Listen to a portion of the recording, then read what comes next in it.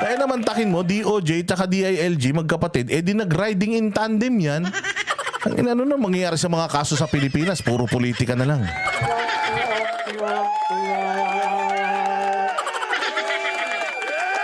Oh, eto pa, pakinggan nyo pa tong isang tanga. Putang inan to. Ito ang isa sa mga pinakabobong senador. Oh, tingnan ninyo kung anong sasabihin nitong tolongges na to. Sabi nga, akala ko ayaw nila ng nepotism. Oo nga eh, putang ina ng mga yan eh. Kay Rama, kinasuhan nila ng nepotismo, tapos sila, putang ina magkakapatid, nasa gabinete, kung di mo naman mga gago.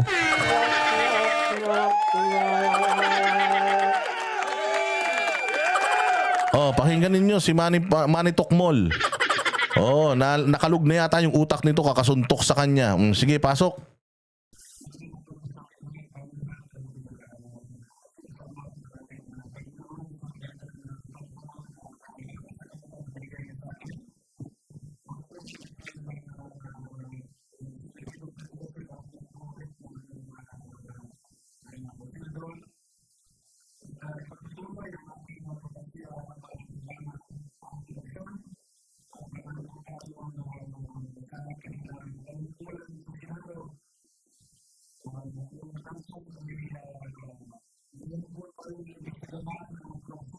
Ang ina niyan. So ang nagawa niya, may inimbestigahan ng mga korupsyon. Ang tanong, puta, ano nangyari sa investigasyon mo? Pukin ang ina ninyo. Ba't walang sound? Mahina yung sound. May sound dyan. Bingi lang. Oo, nakatodo naman eh. Pero meron. Hindi marinig si Manny. Hayop na meron naman eh. Sabi ni Alexa G, ano niya, hinaan niyo yun. Maglinis kayong tenga. Oo, basta ano, importante meron naman eh. O sige. So nag-ano daw si Manny Pacquiao, ano daw siya, nag-imbestiga sa korupsyon. Imbestiga. Ang tanong, anong solusyon ng investigasyon mo? Kaya na baka nakalimutan mo na kung anong investigasyon yun.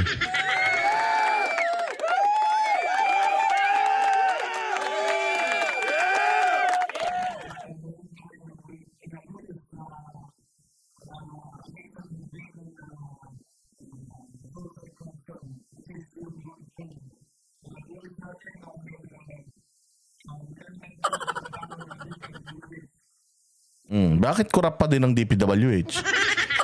Oh, may tinanggal kang road board na source of corruption. O bakit ang DPWH di umano korap pa din?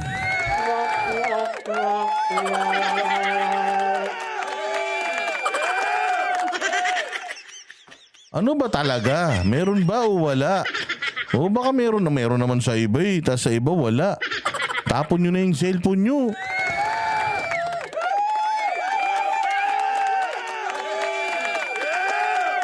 Oh, mag-headset kayo, meron naman daw eh.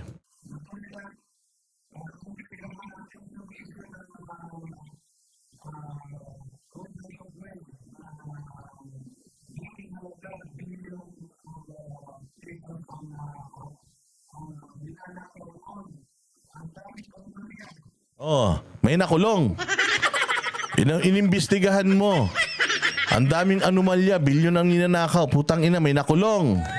May nakasuhan. Meron. Wala, Manny Pacquiao. Putang ina, puro kayo investigasyon. Dapat kayo, nag-investigador kayo. Nagpulis sana kayo. Para nag-iimbestiga kayo. Putang ina, puro investigasyon eh. Wala naman kayong napakulong. Wala naman kayong mga nakasuhan or nai-rekomendang kasuhan.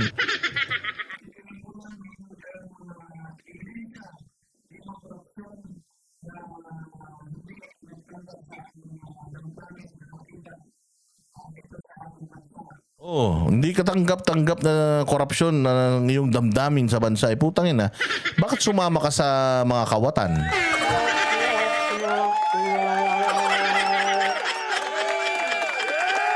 Manny Pacquiao, bakit sumama ka sa Marcos? Hindi ba sabi mo noon hahabulin mo ang mga Marcos? Di ba sabi mo noon nagnakaw yung tatay niyan? Di ba sabi mo hahabulin mo yan? Putang ina, pagkahabol mo, sinamahan mo pa.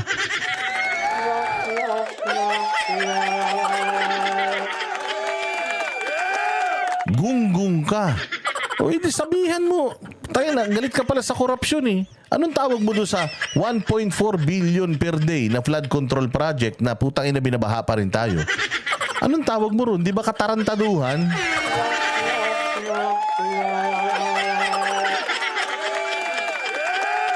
Puta, ina ka dong.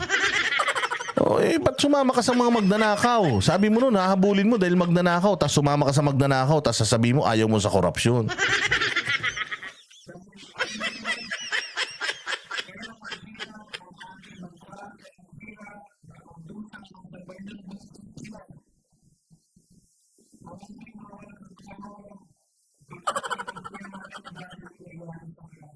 Gago. Dahil yan doon sa sinamahan mo. Dahil yan kay Bongbong Marcos, inutil.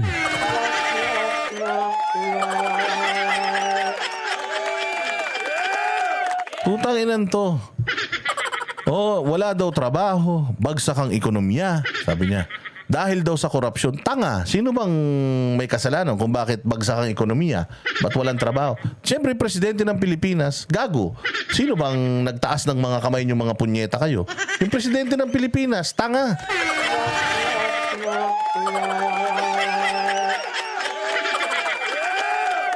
Putangin to, walang alam.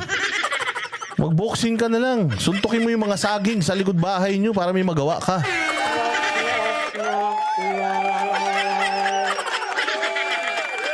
Di ba? Putangin to.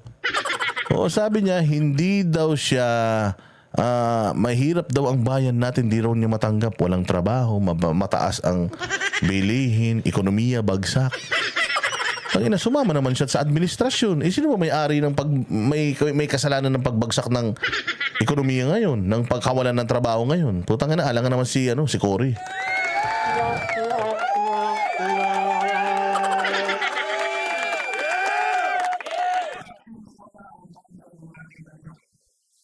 Ba't sumama ka sa korap? Ba't sumama ka sa nagpapahirap sa bayan? Tangina, ang cancer sa bansa, kayong mga walang paninindigan.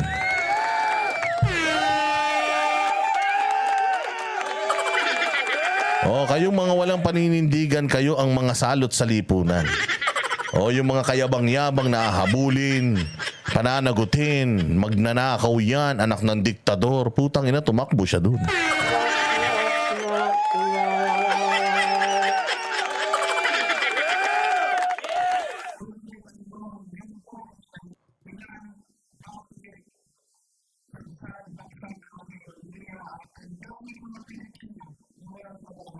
Yun na nga. Ang daming Pilipinong walang trabaho. Ang dahilan kung bakit sadsad ang ekonomiya dahil sa korupsyon. Putang ina mo, saan ka ba sumama? Sa administrasyon. Tanga, sino may kasalanan ng pagbagsak ng ekonomiya? Sino may kasalanan ng pagka walang trabaho ng mga Pilipino, pagmahal ng presyo ng bilihin? Di administrasyon, gunggong. Tanga pala to eh. Tanga-tanga na, nananalo pa.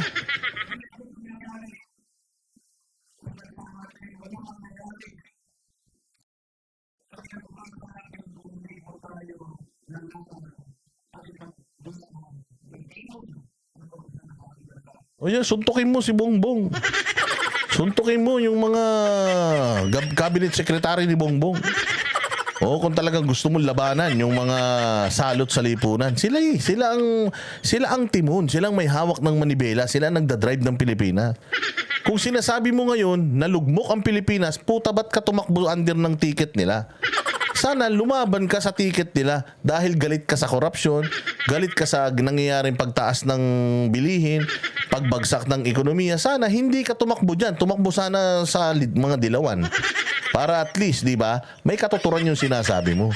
Pero putang ina niyan, sinasabi mo yung problema ng Pilipinas ngayon, tas sumama ka dun sa mga gumagawa ng problema ng Pilipinas ngayon. Anong tawag sa'yo, Manny? Gunggong.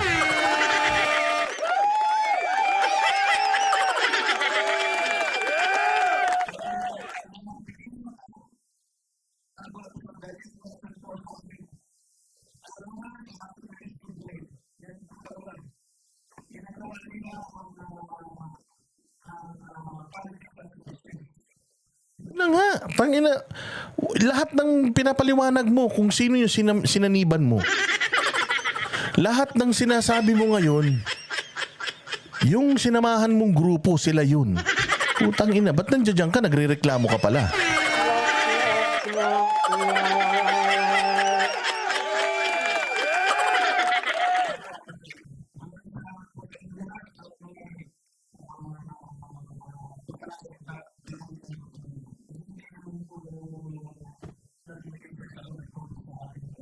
Ulul! Ang inan to, sinungaling.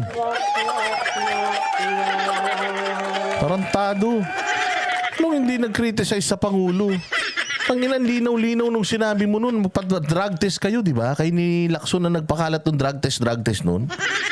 Oh, di ba? Ano pang sabi nyo? Diktador ang tatay niyan.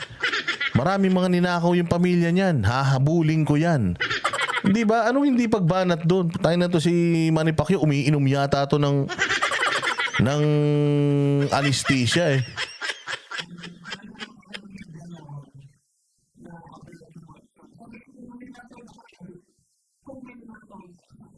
So hindi ka naniniwalang may ninakaw. So kung may ninakaw, dapat ibalik. So ibig sabihin, sinasabi mo na wala silang ninakaw. Sabi mo, gunggong ka, hahabulin mo sila sa lahat ng mga ninakaw nila sa bayan. Putang inan to, sinungaling. Tangina, pangit ka na, sinungaling ka pa.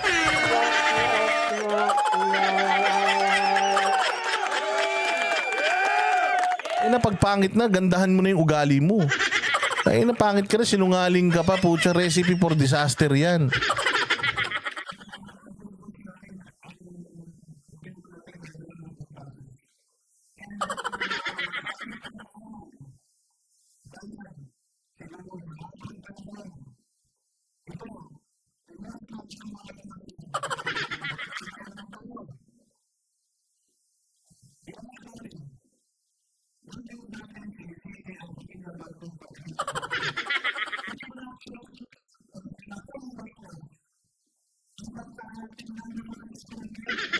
Tangina, tanga.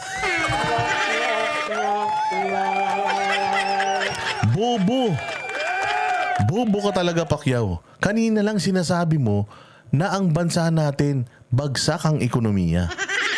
Putang ina ka, kanina lang sinasabi mo na maraming walang trabaho. Kanina lang sinasabi mo na ang dahilan ng yan ay korupsyon. Tapos ngayon, gunggong ka, sasabihin mo na ang Pilipinas maganda ekonomiya. Eh ano yung nirereklamo mo kanina, putang ina mo ka? Maganda naman pala yung ekonomiya, ba't tumakbo ka pa? Sabi mo kaya ka tumakbo kasi masama ang loob mo dahil pangit ang ekonomiya eh. Eh maganda pala ekonomiya, umuwi ka na sa bahay nyo. Tarantado rin talaga to eh. Maganda pala ekonomiya, Pacquiao, umuwi ka na. Kanina sinasabi mo kaya ako tumatakbo. Kasi bagsak ang ekonomiya. Ang mga tao walang trabaho. At kasalanan niya ng korupsyon. O ngayon tinanong ka, lagi natin sinisisi mga Marcos. Ang ganda naman ng ekonomiya ngayon. Eh yun naman pala eh. Kanina nirereklamo mo ekonomiya. Ngayon maganda naman pala yung ekonomiya. Putang ina, lumayas ka na.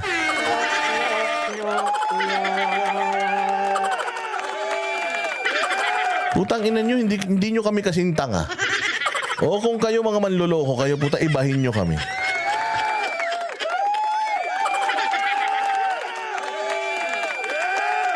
Tangina ina niya, magsuntukan na lang kayo sa bahay nyo. O para may magawa kayo sa buhay nyo, huwag nyo nang perwisyoin yung mga Pilipino, please lang.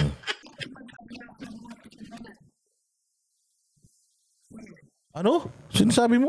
Tanginan to, bansa natin, number 1 sa ekonomiya? Gago rin talaga eh.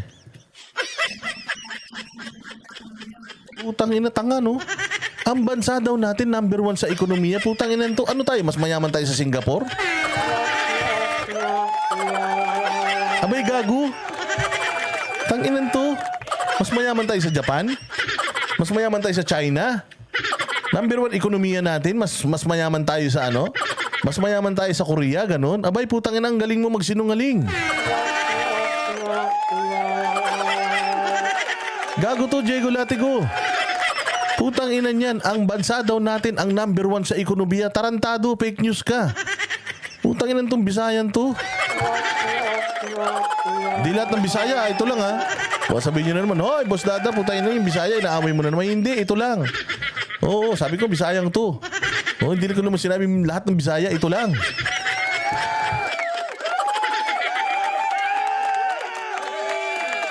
Tanginan to, gunggong. Number 1 daw ang Pilipinas sa ekonomiya. Tanginan to. Sa'yo siguro, gago, dahil hindi ka naghihirap.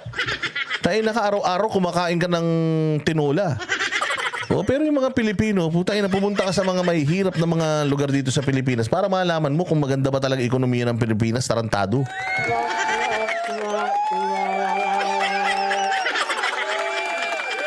Anong alam mo sa ekonomiya? Tanginan to. Number 1 tayo sa ekonomiya. Ulitin nga natin yun. Ang galing mo, Pacquiao.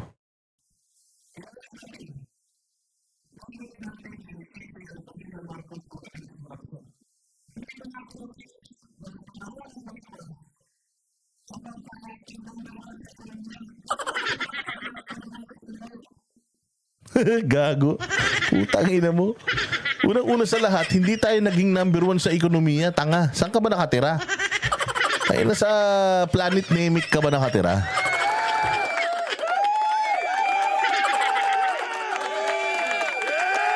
Parang awa nyo na, wag nyo nang iboto to. Parang awa nyo na, bansang Pilipinas. Kaya na wag nyo nang iboto to para matanggal ang yabang ng mga punyemas na ito. Kaya mayayabang ang mga to kasi hindi natatalo pag kumakandidato Parang awa nyo na, wag kayong tanggap ng ayuda. Kaya natin, kaya ng bansang Pilipinas kahit wala itong mga hype na to.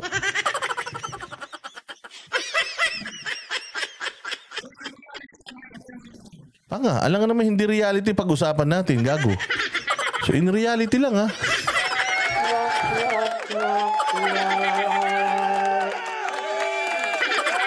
nanto parang isda ang puta. Utak isda no? Hay, nako.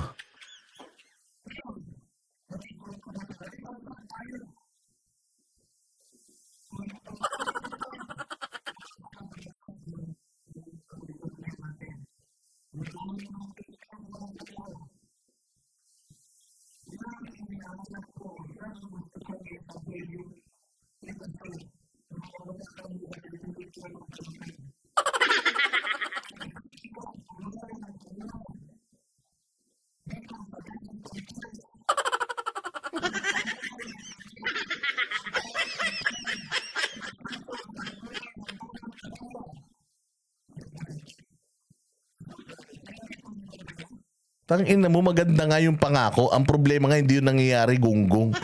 Kasi ikaw mayaman ka. Yung mga anak mo, masarap ang buhay. Kaya kaya ganyan ka makapagsalita. Pero putang ina, tanggalin nyo lahat ng ng yaman nyo sa buhay. Tingnan ko lang kung hindi kayo maulol. Alberto Monreal, salamat po. Tangina, naninier-mon siya. Kita mo yung mga media, walang ginagawa. Ako didebatehin ko to Sir, maganda ekonomiya ngayon? Paano mo nasabi? Tayo na, dahil masarap ang ulam mo kaninang umaga? Dahil maganda sasakyan mo papunta rito?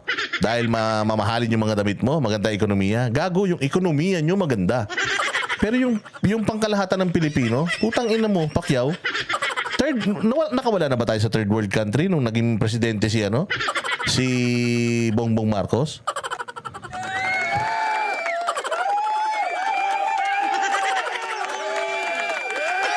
Kaya hindi mo alam ang presyo ng bigas. Sabi nga ni Diego Latigo, dahil hindi ka naman mamalengking, gunggong ka. Kaya napakarami ng pera mo, bilyonaryo ka kaya ka nga bilyonaryo. So yung ekonomiya ng Pilipinas, kung ibabase mo sa buhay mo ngayon, tangina, maganda talaga.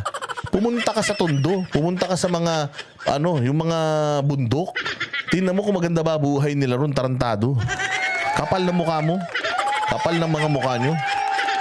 Napakadali nyo lang sabihin na maayos ang ekonomiya dahil masasarap ang buhay nyo. Putangin na, subukan nyo tumira sa Baseco. Kahit 1 linggo lang, yung mga anak mo, patirahin mo ron. Tapos tanungin mo sarili mo, maganda ba ekonomiya natin?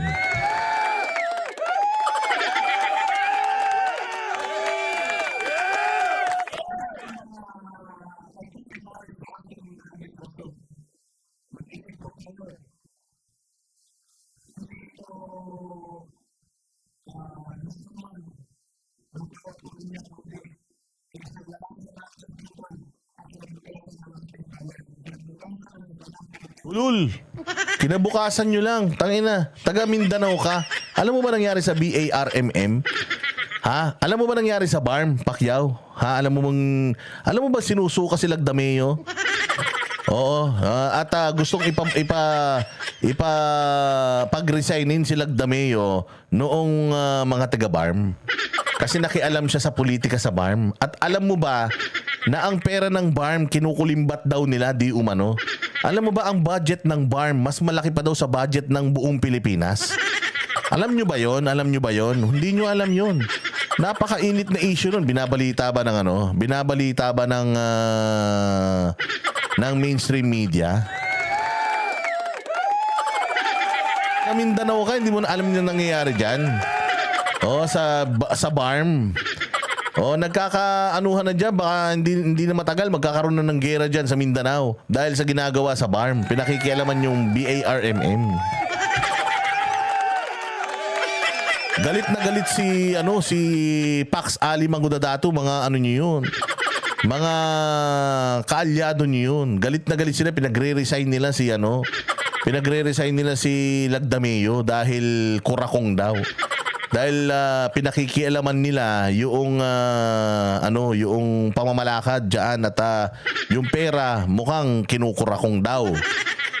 Ano sa tingin mo, Pacquiao? Putang ina. Anong tawag dun? Oy, Jonard Bulangis.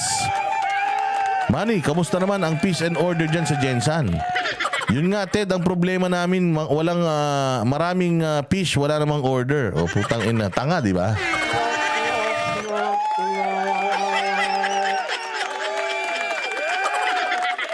Tinanong daw siya sa fish and order. Madami daw isda, wala naman umu-order.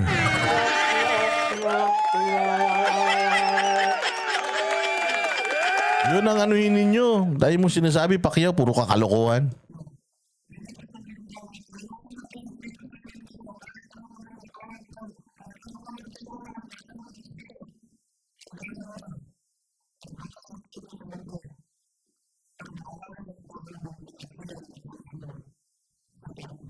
Oo, at ang maalala sa yung boxing.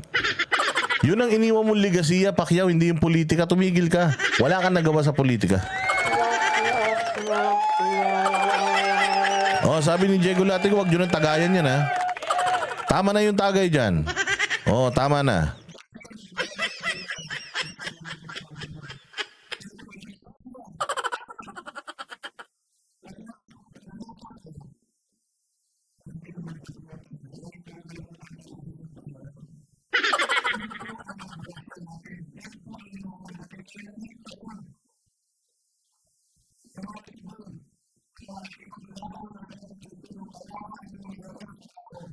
Yan, ginamit nyo na naman yung mahihirap.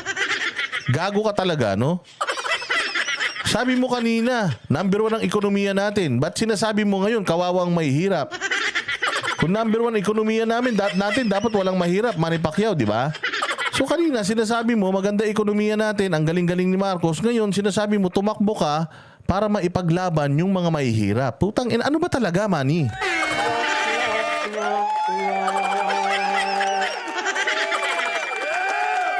Manny, ano ba talaga? Tumakbo ka dahil sa mga Marcos, dahil magandang ekonomiya natin, o tumatakbo ka dahil mahirap ang mga Pilipino? Meron bang magandang ekonomiya na mahirap ang mga Pilipino? Mag-isip-isip ka nga. Tanginan. Putang dami ng tanga sa Senado, dadagdag ka pa eh. Napakatanga, no? Ibang klaseng katangahan mo, Manny. Kung gano'n ka kagaling sa boxing, gano'n ka kabobo sa politika.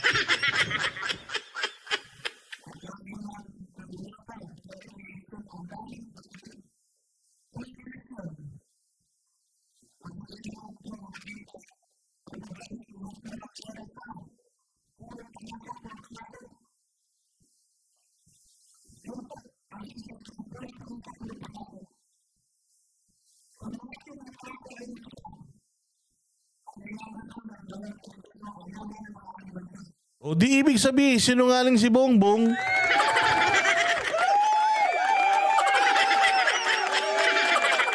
Tanginan, more talk, more mistake. Less talk, less mistake. Binigyan nyo kasi ng mic to eh.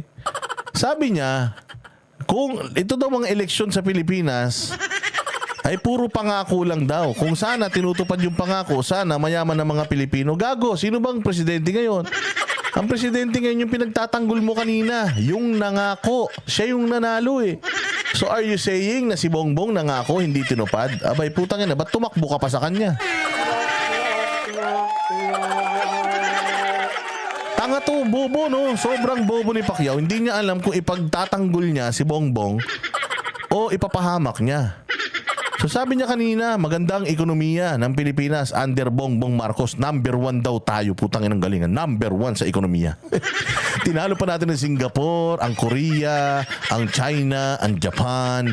Tinalo natin. Number 1 daw tayo sa ekonomiya. Tapos biglang, kaya nga ako tumatakbo para ipagtanggol yung mga ihirap. Putang ina, maganda ekonomiya, number 1. Tapos tumakbo siya dahil may mahirap. Contradicting. Tanga talaga eh. Oo, tanga talaga. Bobols. O, tapos pagkatapos niyan, sabi niya, di ba, magaling daw ang mga Marcos, magaling daw ang Marcos, maganda raw ang pinaglalaban sa bayan. O, ngayon, sabi niya, ang mga politiko kasi, ang hilig mangako. Tapos, pag nanalo na, wala. O, kung nanalo, kung nangako, tapos, sana tinupad, edi sana mayaman ang Pilipinas. Eh, puta, sino ba nanalo? Yung kinampihan mo, yun ang nanalo. Yung kinampihan mo, ibig sabihin, sila yung mga nangako na hindi nila tinupad, kaya mahirap ang Pilipinas. Pacquiao, ba't nandiyan ka?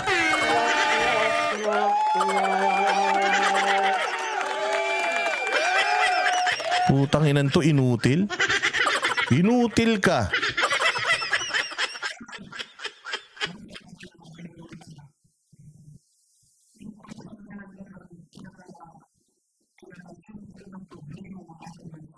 O yun naman pala eh. Pinakasentro ng problema ng ating bansa ang corruption. Tapos, ang administrasyon ngayon yung kasama mo. Okay lang magsalita ka ng ganyan kung tumatakbo ka sa kabilang grupo. For example, hindi administration. Kung tumakbo ka sa grupo nila Lenny, pwede mo yung sabihin. Pero sinasabi mo yan habang tumatakbo ka sa same government na nangako sa Pilipino na source ng corruption. Puta ina, Manny Pacquiao. Puta ina, yan ang sinasabi ko eh. Kapag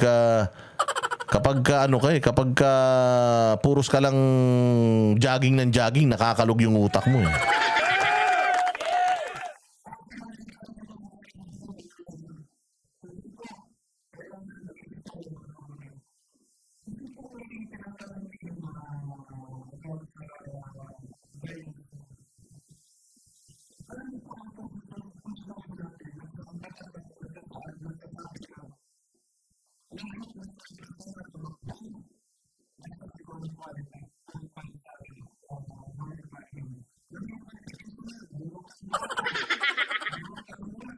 O kaya nga natanggap ka dyan eh. Kasi kung ang qualification matalino, putang ina mo, Manny.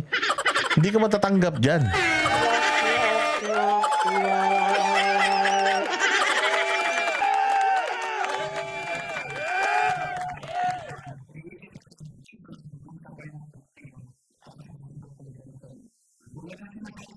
Tangin na mo.